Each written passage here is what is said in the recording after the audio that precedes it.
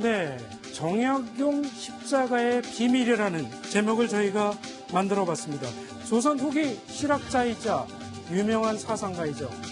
다산 정약용 선생의 묘에서 십자가가 발견이 됐다, 아니다, 그건 가짜다, 이런 논란이 첨예하게 맞붙고 있습니다. 어떤 뉴스인지 저희가 자세하게 한번 다뤄보도록 하겠습니다. 최진봉 성공회대 교수 함께 오셨습니다. 네, 안녕하세요. 최 교수님, 예. 오신 김에 말씀 좀 먼저 소개를 좀 해주시죠. 어떤 사건이 벌어지고 있는 이게 겁니까? 무슨 사건이냐면 네. 한국 천주교가 230년 됐습니다. 230년 기념으로 해서 바티칸에 있는 박물관에서 한국 천주교와 관련된 기념품들 특별 기획전이 열리게 돼 있습니다. 네. 9월부터 11월까지 열리게 되는데 이제 우리나라에서 그럼 어떤 유품들을 가지고 가서 전시를 할 거냐를 결정해야 되지 않겠습니까? 네. 한국 천주교에서 가지고 가려고 했던 유품 중에 하나가 바로 지금 다산 정약용이 가지고 있었다는 십자가. 지금 저희 화면에 보여드리는 그렇죠. 저게 바로 네. 그 다산 정약용 십자가군요. 십자가라고 하는 거죠. 저걸 네. 가지고 가서 전시를 하겠다고 얘기를 했어요. 이게 왜 그러냐면 어허. 다산 정약용 선생의 4대 종손이 저걸 부산에 있는 순교자 박물관에 기증을 했다라고 하는 것이 박물관 측의 주장입니다. 네. 그런데 문제는 뭐냐면 다산연구소라고 다산에 대해서 전문적으로 연구하는 연구기관의 소장이 글을 썼어요. 칼럼을. 예. 아니 다산 정약용 선생님과 후손 중에 증손 그 7대 종손을 만나서 물어봤더니 그분이 지금 EBS에 근무하고 계시는데 네. 그분 얘기가 그렇다는 거예요. 한 번도 이장을 한 적이 없다는 거죠. 아. 그런데 어떻게 무덤에서 십자가가 나올 수 있느냐. 무덤을 파헤쳐 본 적이 없다. 그렇죠. 네. 이장을 한 적이 없으니까. 그러면 십자가가 나왔다는 건 다 거짓말 아니냐라고 네. 주장을 하고 있는 거예요. 그러다 보니까 지금 서울대교구 입장에서는 이거를 어떻게 할지를 심각하게 고민하고 있다라고 발표를 했고 네. 다산 연구소라고 하는 측에서는 이미 천주교 서울대교구가 이걸 가져가지 않기로 결정했다라고 지금 얘기를 하고 있어서 서로 얘기가 좀 다른데 결국은 이런 거죠. 정약용 선생의 십자가가 실제 저게 무덤에서 나온 거냐 예. 하는 진실 공방으로 지금 치닫고 있는 상황이다.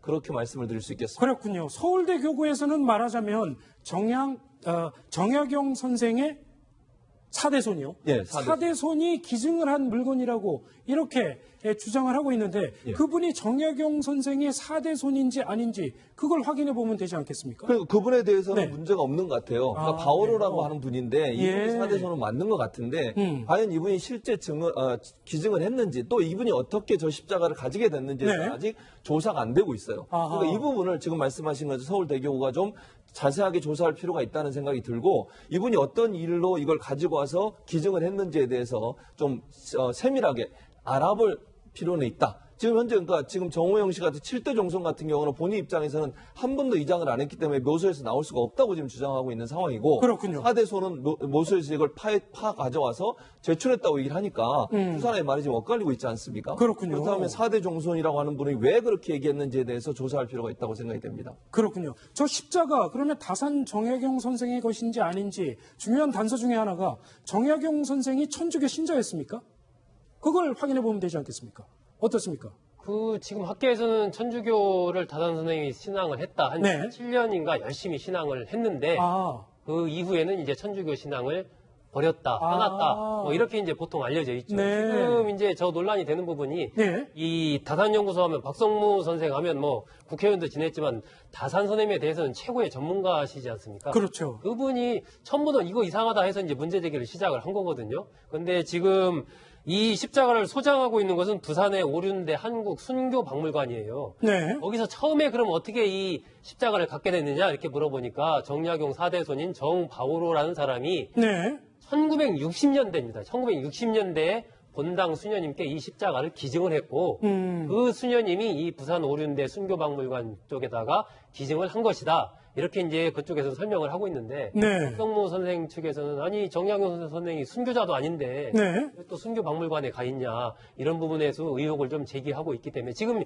이 제가 보기엔 저 4대손인 정바로 씨는 60년대에 기증했기 때문에 네. 지금 생존 인물이 아닌 것 같아요. 아, 그렇군요. 예, 그러니까 두 사람이 아직 생존에 확인된 건 있으면요. 아니죠, 지금? 예, 네. 그렇죠. 생존에 있으면 대질 뭐 이렇게 하겠지만은 좀 뭐 오래전에 60년대에 기증했다는 얘기로 봐서는 아마 네. 그분은 돌아가신 분이고 현재는 이제 7대 종손 이 이제 그렇군요. 하기 때문에 박성모 선생은 그분한테 물어본 거죠. 양재열 변호사, 그러면 이렇게 7대 종손, 후손들이 아니라고 주장을 하는데도 서울대교구에서 천주교 신자가 맞다고 확신하는 무슨 근거가 있지 않겠습니까? 일단 이제 다산 정약용이 한 500권의 저서 중에 한 권 남긴 것 중에 하나가 조선복음 전례사라는 저술이 있습니다. 아. 그러니까 일종의 그 한국 땅에서 어떤 식으로 천주교가 퍼뜨려졌는지 전도의 역사 같은 것을 기록했고 그걸 기초로 해서 외국인 신부도 한국 천주교회사라는 걸 저술을 했었고 네. 천주교 내에 남아있는 기록에 따르면은 유방제 신부를 한 번에 종부성사, 그러니까 임종을 할 때 자신의 죄를 마지막으로 고백하고 떠나는 천주교 신자만이 거치는 과정을 거쳐서